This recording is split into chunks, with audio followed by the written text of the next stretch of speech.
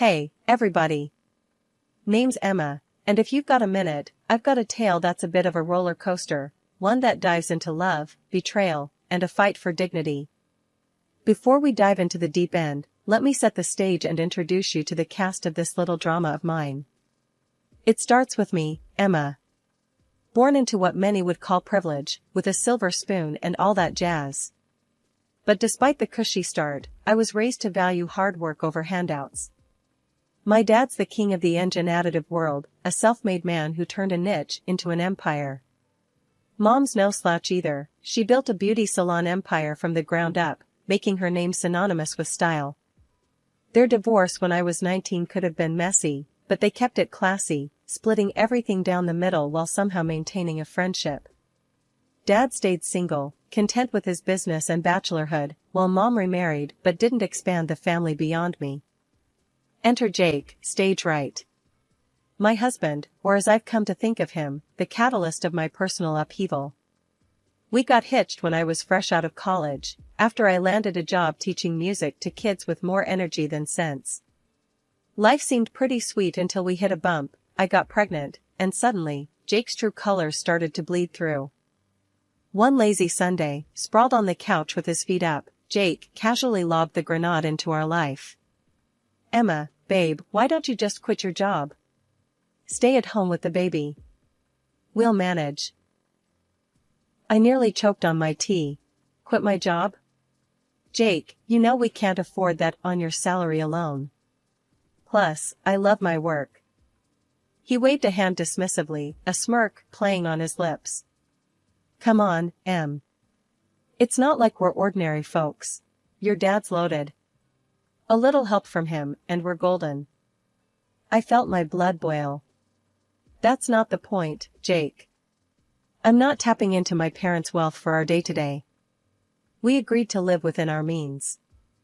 But Jake wouldn't let it go. Over dinner, in front of his parents no less, he brought it up again. Emma's considering taking some time off work, you know, with the baby coming and all. His mom, Carol, a woman with a sharp tongue and an eye for advantage, jumped in. Oh, that's wonderful. With Emma's family, you two don't have to worry about a thing. I clenched my fork a little tighter, trying to keep my cool. Actually, we haven't decided anything. And we intend to manage on our own, thank you. Jake's dad, Frank, never one to miss a beat, chimed in with a chuckle. Why play the hard way, Emma? A little help from your folks, and you could be living easy. Why waste that opportunity? The conversation spiraled from there, with Jake and his parents painting grand pictures of a life lived on my parents' dime. Every word felt like a betrayal, twisting the knife a bit deeper. They didn't see me, they saw a ticket to an easy life. That night, lying in bed next to Jake, I couldn't shake the feeling of isolation. Jake, do you really think we should be relying on my parents like that? I whispered, hoping for some sign I'd misread the situation. He rolled over, facing me with those eyes that once melted my heart. Emma, it's not about need. It's about what's smart. Your parents can afford it, and we deserve a break. Why not take it? Deserve. That word echoed in my head long after Jake had drifted off to sleep. It was clear we were on different paths, with different values. I lay awake, staring at the ceiling, wondering how I'd missed the signs, and where we went from here. After that first clash with Jake about money and pride, I thought maybe, just maybe, we'd find our way back to the same page. But, oh, was I wrong? Enter the in-laws, stage left, with their own special brand of chaos. Jake's folks weren't exactly the poster children for self-reliance. They had this way of sniffing out a free meal from miles away, and my family's wealth was like a beacon to them.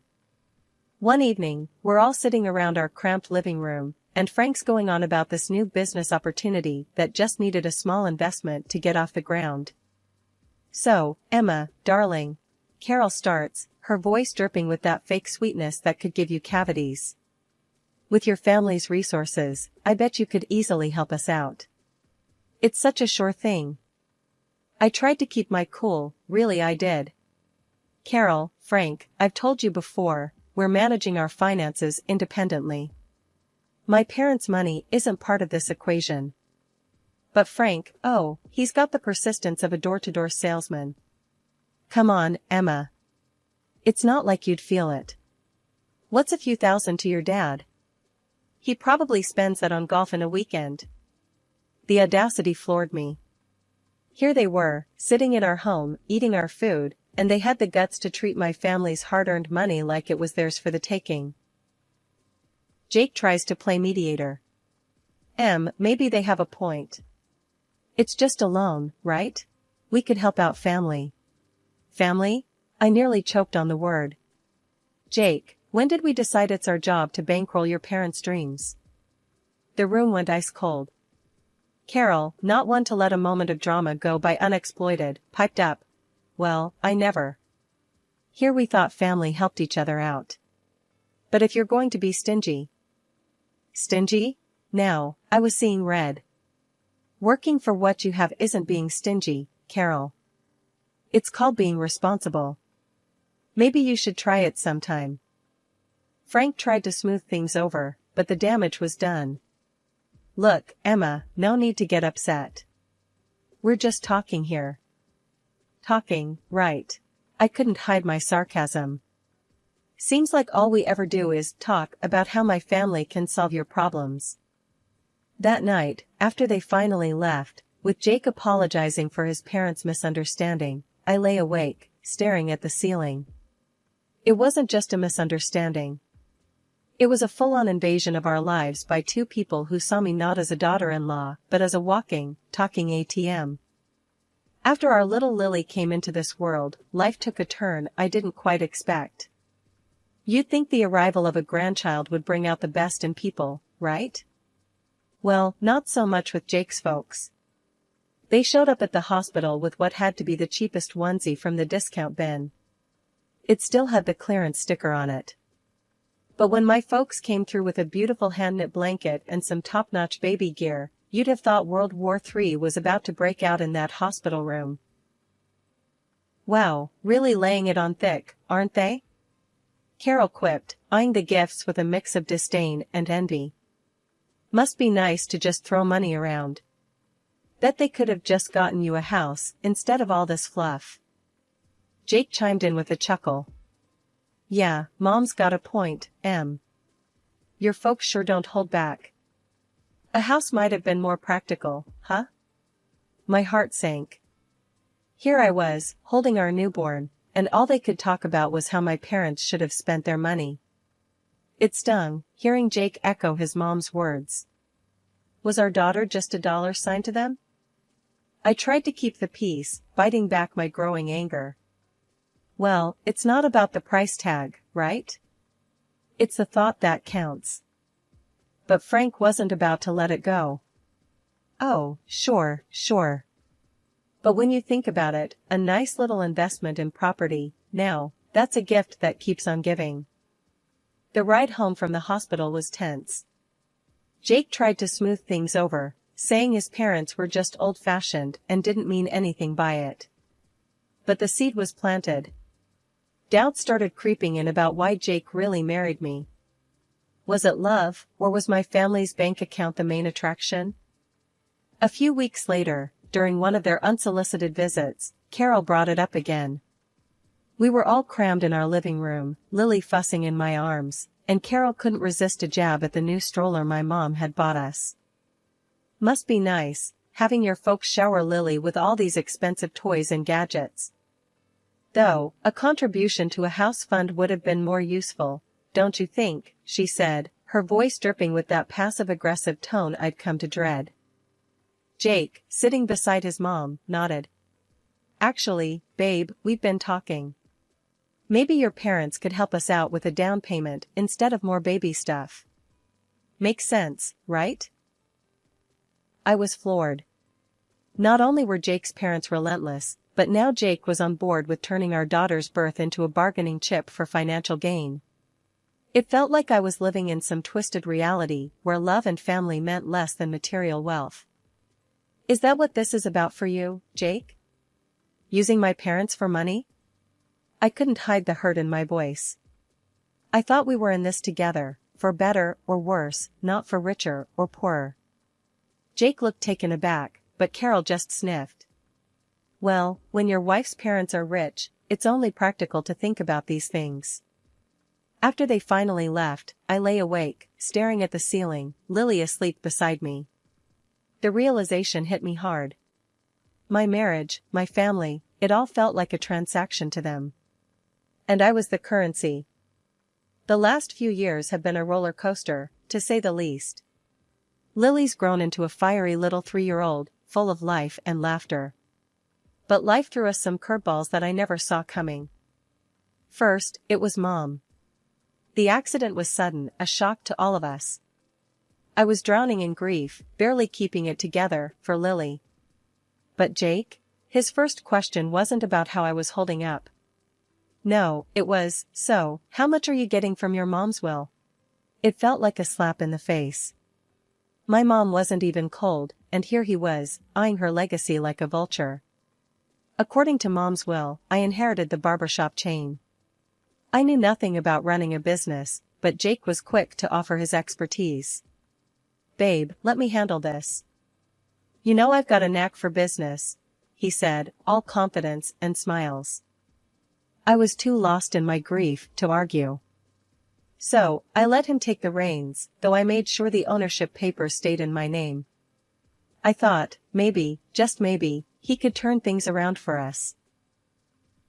Then, barely a year later, Dad passed away from a heart attack.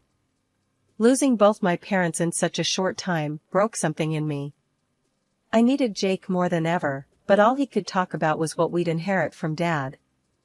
The day after Dad's death, Jake's parents came over. I expected maybe a shred of decency, a moment of respect for my loss. But no, they dove straight into speculations about Dad's wealth. So, Emma, must be a hefty sum coming your way, huh? Frank said, barely able to contain his glee. I saw red. Can you not?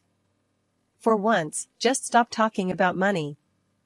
I shouted, the words exploding out of me like shrapnel. Carol put on her best offended face. Well, I never. We're just concerned about the family's future. No need to be rude. Jake tried to play peacemaker, as always. They're just curious. It's a big deal, you know? A big deal? I echoed, my voice rising. My parents are gone, Jake. And all you and your parents can think about is cashing in? Is that all I am to you? A bank? The room fell silent.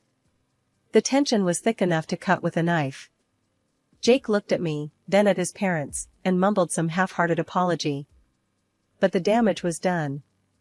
I couldn't stand the sight of them, their greed, their complete lack of empathy. Get out, I said, my voice steady, but cold. They left, Carol muttering under her breath, Frank with a scowl. Jake lingered, trying to justify his parents' behavior. But I was done listening. 2 days after my dad died, Jake comes bouncing through the doorway earlier than usual. Babe, I've got awesome news. He beams at me, barely containing his excitement. I've struck a deal, to sell the hairdresser chain. Can you believe it? My jaw nearly hit the floor. What? You did what without even asking me? I was fuming, feeling a mix of betrayal and disbelief. Before we could really dive into it, his folks showed up, ready to party like we'd hit the jackpot. They brought in this feast from some fancy restaurant and a bunch of brochures that screamed high roller. Carol was all smiles, waving those brochures in my face. Guess what, honey? We've sold the old condo and put down a deposit on a beach house. We're all moving to the coast. I stared at her, feeling like I was trapped in some bad dream. Hold on. You what? Nobody asked me about moving. I don't want to live by the beach, with all that humidity and the winds, with a kid. Are you out of your mind? Carol just waved off my concerns like I was talking about the weather. Oh, don't you worry about that. We've also booked a cruise. You should come with us. It'll be fabulous. Where's this money coming from? I asked, my patience wearing thin. Well, darling, with your father's passing and the sale of the salons, money's no object now. We're set for life. Think about it, yachts, private jets. We're living the dream. Carol's eyes were practically sparkling with dollar signs. I turned to Jake, utterly dumbfounded. Why are we even talking about selling my mom's business again? And what's this nonsense about being set for life? Babe, it makes sense. Managing both businesses will be too much. We gotta focus on what's more profitable. It's for our future, for our daughter's future. I couldn't believe what I was hearing. The greed, the audacity, it was all too much. Show me the financials for the salon, I demanded. I want to see everything, before we make any rash decisions. Jake squirmed, avoiding eye contact. Look, it's all about our future, about making sure we're comfortable. His parents joined the chorus, pressing me to just let go and enjoy the windfall. But looking at them, all I could see were vultures circling. Why the rush to sell the hairdresser shops again? I pressed, needing answers from Tom.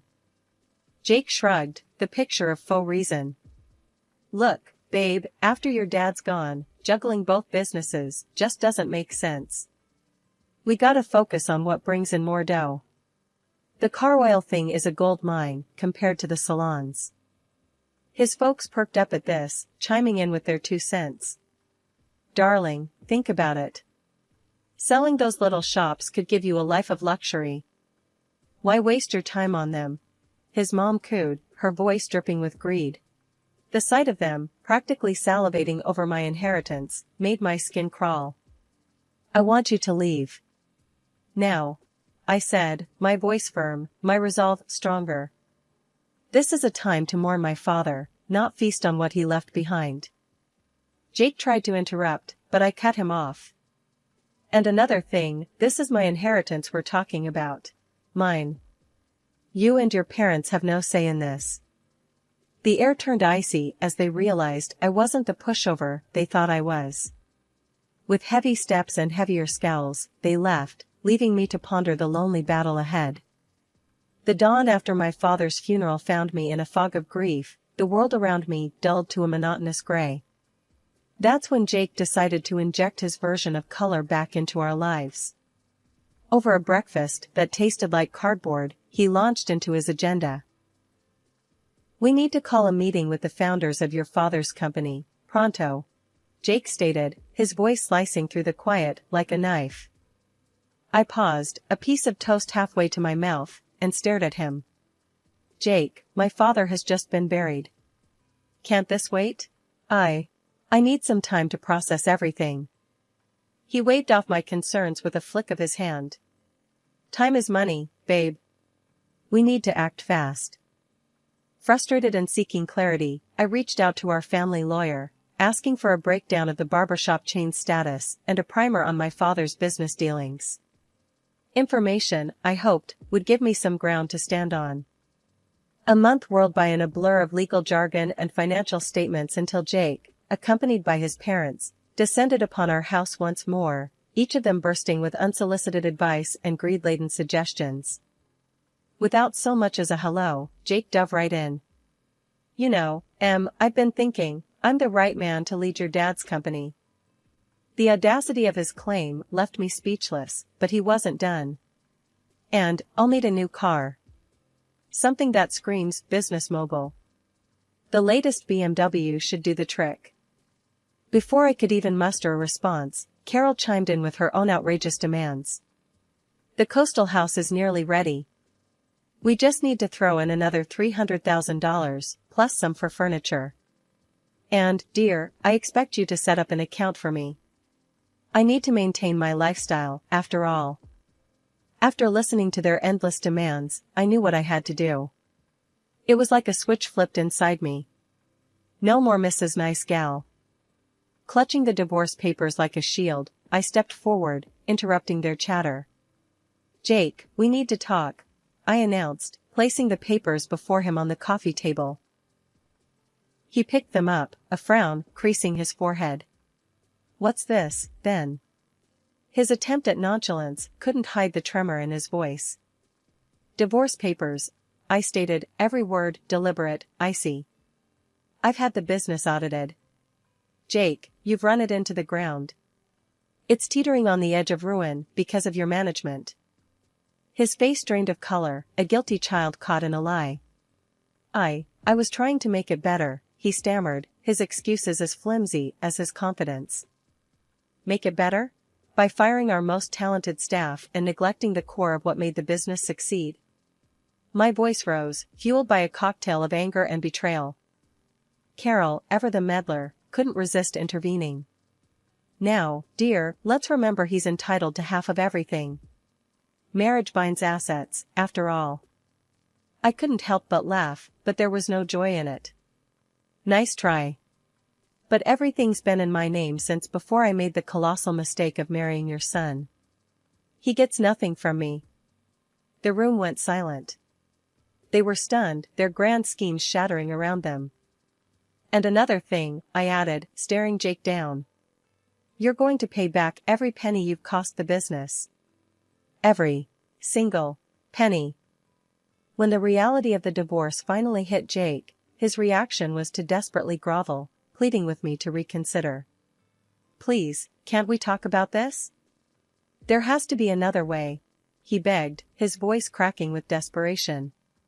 His parents, not to be outdone in the drama department, launched into their own tearful performance. They lamented about sinking all their funds into the coastal house, a property now hanging by a thread without the next installment. We're going to lose everything, his mother sobbed, her tears flowing freely. Please, think of what this means for us.